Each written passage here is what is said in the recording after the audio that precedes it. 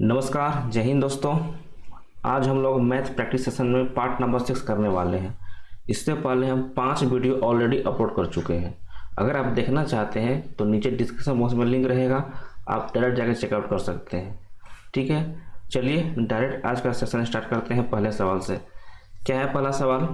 धारा के विपरीत दिशा में 75 किलोमीटर का दूरी तय करने के लिए एक नाविक को 12 घंटे का समय लगता है, जबकि धारा के दिशा में उतना ही दूरी को तय करने के लिए उसको केवल 7.5 घंटा का समय लगता है।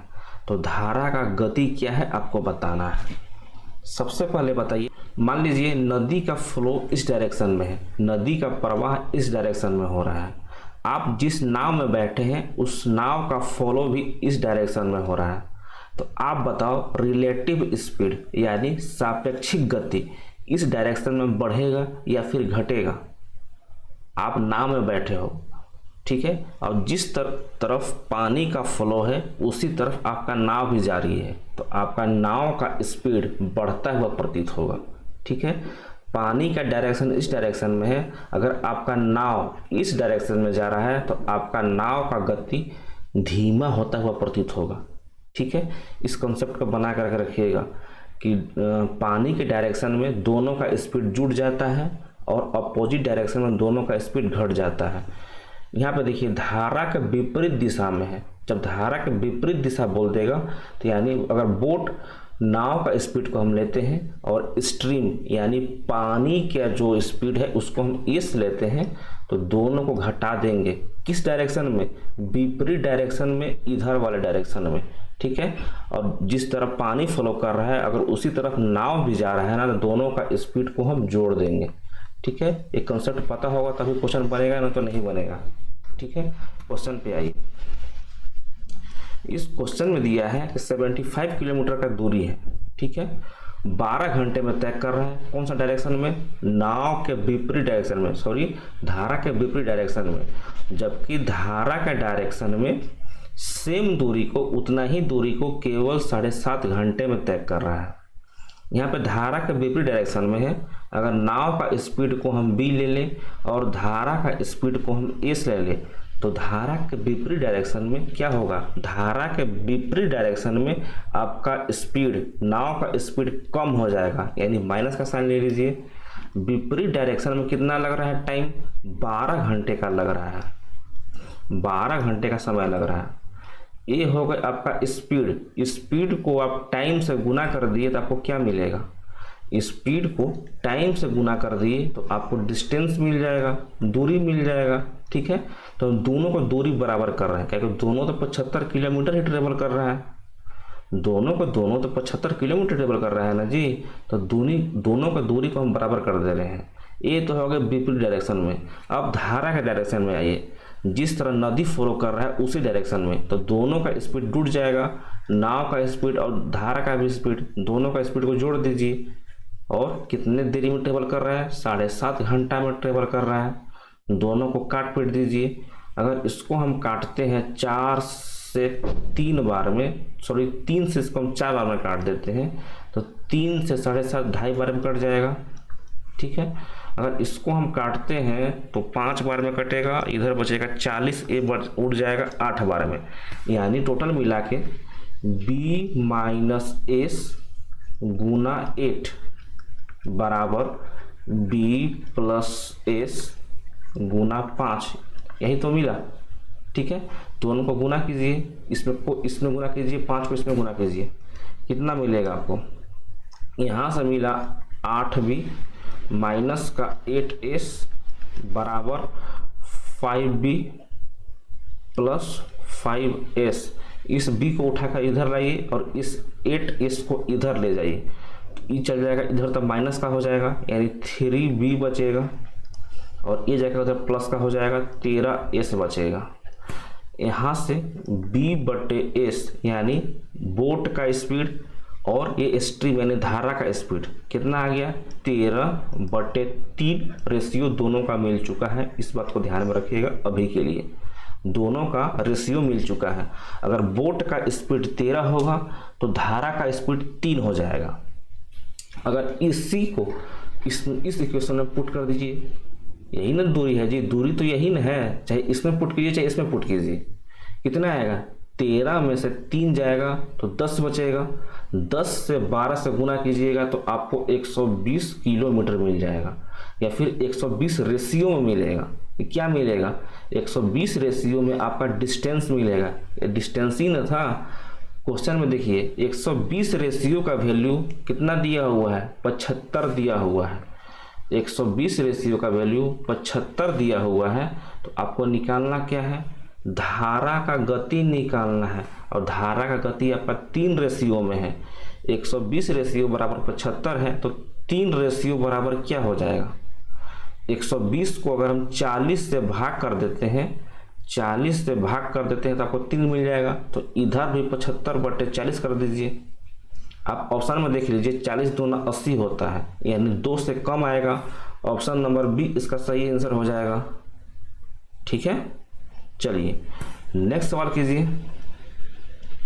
क्या है नेक्स्ट सवाल, कोई एक ट्रेन है, एक चाल से एक स्टेशन से चलना प्रारंभ करती है और उसी स्टेशन से पहले ट्रेन के दिशा में ही 2 घंटे के बाद एक और ट्रेन 70 km यानी 70 किलोमीटर प्रति घंटा के चाल से प्रस्थान करती है और 5 घंटे के बाद पहली ट्रेन को पकड़ लेती है या फिर उसके बराबर आ जाती है। तो पहला ट्रेन का चाल बताना है। मान लीजिए कोई स्टेशन यहाँ से यहाँ तक है, एक स्टेशन ए है, एक स्टेशन बी है। पहला ट्रेन स्टेशन ए से निकलती है और दूसरा ट्रेन 2 घंटे के बाद निकलती है।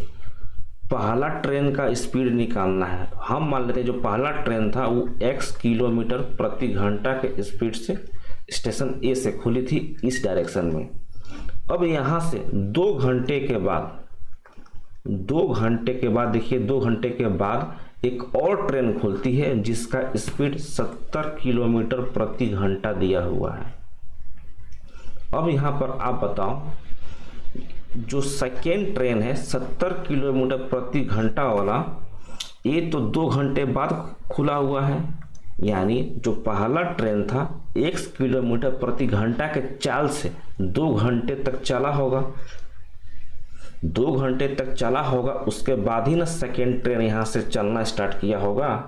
ठीक है, तो 2 घंटे में पहला ट्रेन कितना दूरी तय कर लेगा, x किलोमीटर प्रति घंटा के हिसाब से 2 घंटे चला होगा, यानी टोटल दूरी 2x किलोमीटर चल गया होगा। यही तो डिस्टेंस है किसका, जो फर्स्ट ट्रेन कवर किया होगा। ठीक है, 2 घंटे में। अब यहाँ पे आइए, जब यहाँ से सेकेंड ट्रेन 70 किलोमीटर प्रति घंटा के हिसाब से चली होगी तो उसका रिलेटिव स्पीड पहले ट्रेन के कंपैरिजन में क्या हो जाएगा, ये बता दीजिए। दोनों आपका सेम डायरेक्शन में जा रहे हैं। देखिए, जो आपको पिछला क्वेश्चन बताए हैं नाव वाला और स्ट्रीम वाला, यानी बोट और स्ट्रीम वाला, यानी नाव और धारा वाला बताए, दोनों का कॉन्सेप्ट अलग है। वहाँ सेम डायरेक्शन में जुड़ता था और अपोजिट डायरेक्शन में घटता था, लेकिन यहाँ पे सेम डायरेक्शन में घटेगा। क्यों घटेगा, मान लीजिए एक आप है, एक आपका दोस्त है, ठीक है, दोनों सेम डायरेक्शन में जा रही है ट्रेन, तो आपको लगेगा कि दोनों का स्पीड कम प्रतीत हो रहा है, यानी दोनों का स्पीड घट जाता है। मान लीजिए आप एक डायरेक्शन से इधर जा रहे हैं, आपका ट्रेन मान लीजिए आप इधर से इधर जा रहे हैं, आपका दोस्त इधर से इधर आ रहा है, दोनों का जो ट्रेन का स्पीड है बढ़ता हुआ प्रतीत होगा। ठीक है, इस बात को ध्यान में रखिएगा। ठीक है, कि ट्रेन वाले केस में अपोजिट डायरेक्शन में स्पीड बढ़ जाता है जबकि सेम डायरेक्शन में स्पीड घट जाता है। तो इसका रिलेटिव स्पीड क्या हो जाएगा, 70 - x होगा।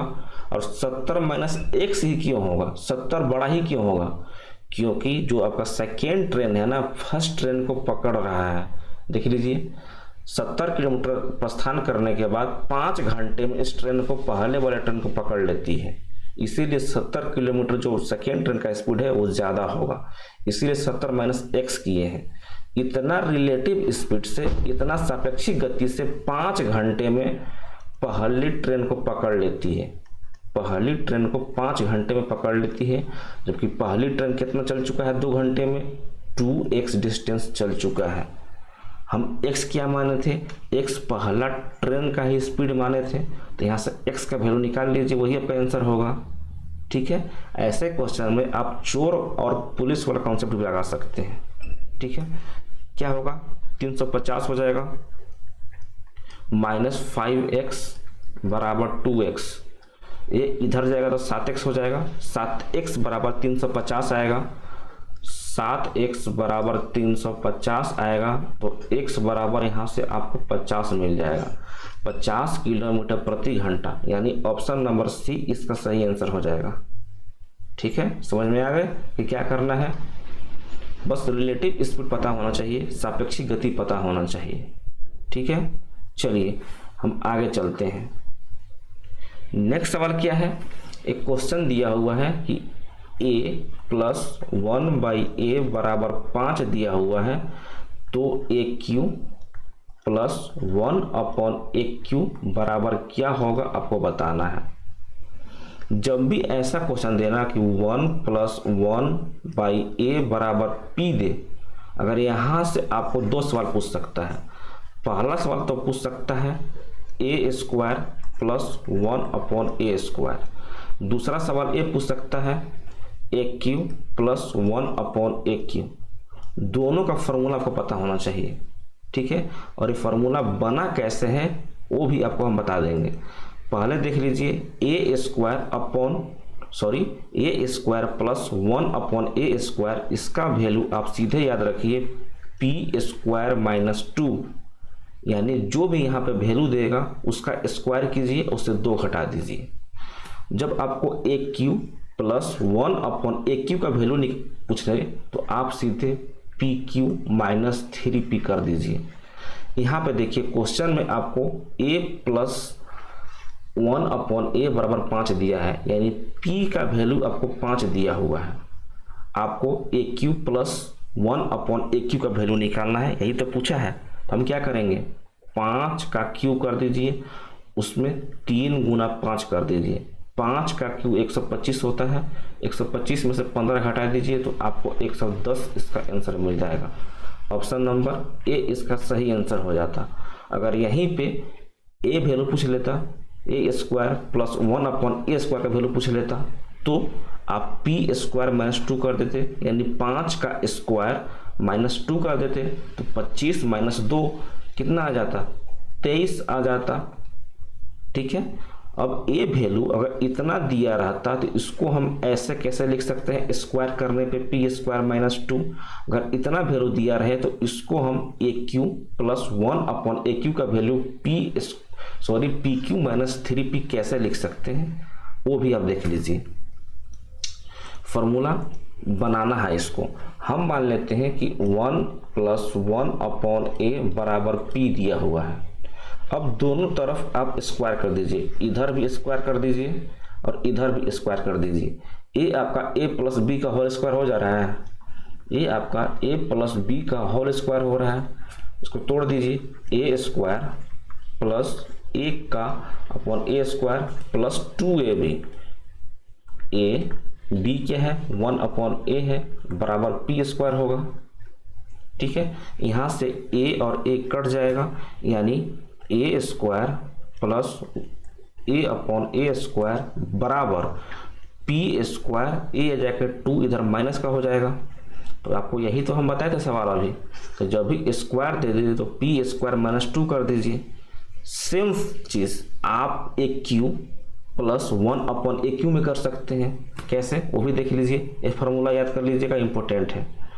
अब देखिए Q वाले में आइए, हम मान लेते हैं कि a प्लस 1/a बराबर p है, दोनों तरफ आप Q कर दीजिए, इधर भी Q कर दीजिए, इसका भी Q कर दीजिए और इसका भी Q कर दीजिए। तो ये आपका a प्लस b का होल Q हो जाएगा। फार्मूला क्या होता है, AQ plus BQ plus 3AB into a plus b होता है इसका फार्मूला। बस इसी पे इसको बैठा दीजिए, कितना आएगा AQ प्लस, हम थोड़ा सा कलर चेंज कर लेते हैं, plus 1/AQ plus 3AB, a की जगह a गुना बी के जगह 1/a इंटू ए प्लस बी, यानी 1+a इसका वैल्यू क्या है, इसका वैल्यू हम p माने हुए हैं, यहाँ p पुट कर दीजिए बराबर PQ कर दीजिए। यहाँ से a और a चला जाएगा, कितना बचेगा, AQ अपॉन AQ 1/AQ बराबर PQ, इधर से 3p बचेगा, उधर जाकर माइनस का हो जाएगा। यही तो फार्मूला बताए थे, दोनों फार्मूला आपका ड्रिवन हो गया। ठीक है, दोनों फार्मूला याद रखिएगा कि AQ प्लस 1/AQ बराबर PQ माइनस 3p होता है। डायरेक्ट इसको याद रखिएगा, इतना करने का कोई ज़रूरत नहीं है।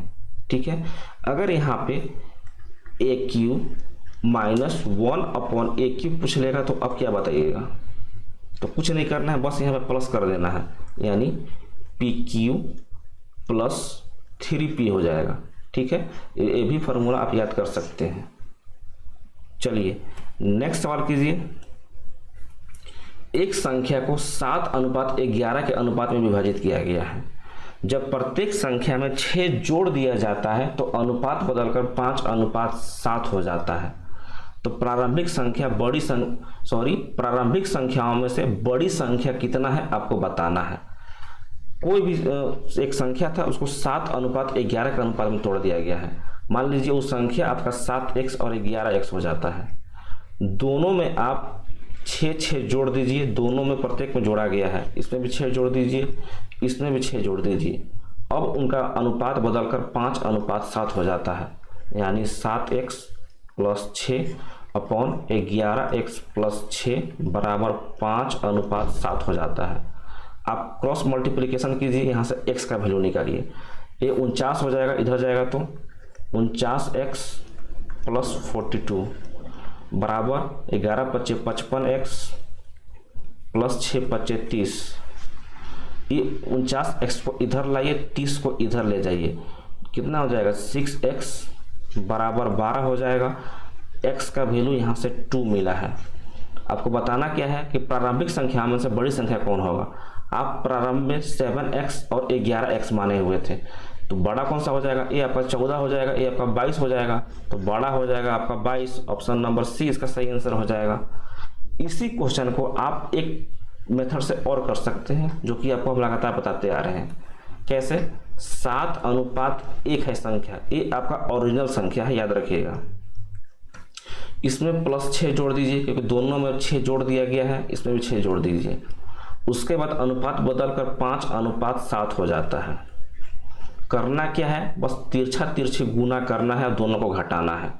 इस 7 को 7 से गुना कीजिए और 5 को 11 से गुना कीजिए और दोनों को घटा दीजिए। आपको प्लस माने से सोचना नहीं है कि पॉजिटिव आएगा कि नेगेटिव आएगा, सीधे 49 आएगा, ये 55 आएगा, तो 55 में से 49 घटा दीजिए, आपको 6 मिल जाएगा।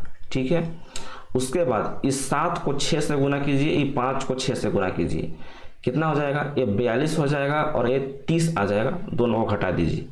42 में से 30 घटेगा तो आपको 12 बचेगा, यानी यहाँ से एक रेशियो का वैल्यू आपको 2 मिल गया है। ये आपका ओरिजिनल रेशियो था 7:11, तो 1 का वैल्यू 7 दूना 14 हो जाएगा और 11 का वैल्यू कितना हो जाएगा, 22 हो जाएगा, यानी 11 रेशियो बराबर 22 हो जाएगा। दोनों में से बड़ा कौन सा है, ऑप्शन नंबर सी 22 बड़ा है, एक 14 है, एक 22 है। आप क्रॉस चेक इसे भी कर सकते हैं, इसमें 6 जोड़ दीजिए। अगर इसमें हम 6 जोड़ देते हैं तो ये आपका 20 मिल जाएगा, इसमें हम 6 जोड़ देते हैं तो ये आपका 28 मिल जाएगा। ये 20 है और ये 28 है, दोनों को हम अगर 4 से काट देते हैं तो आपको 5:7 फिर से मिल जाएगा। ठीक है, तो आप ऐसे भी चेक करके देख सकते हैं कि जो आपका आंसर आ रहा है सही है या फिर गलत है। ठीक है, चलिए आज के लिए हम इतना ही रहने देते हैं। अगर वीडियो आपको पसंद आया होगा तो वीडियो को लाइक कर दीजिएगा। फर्स्ट टाइम चैनल पे आए होंगे तो चैनल को सब्सक्राइब भी कर दीजिएगा। ठीक है, चलिए मिलते हैं नेक्स्ट क्लास में, तब तक के लिए अपना ध्यान रखिए। जय हिंद, जय भारत।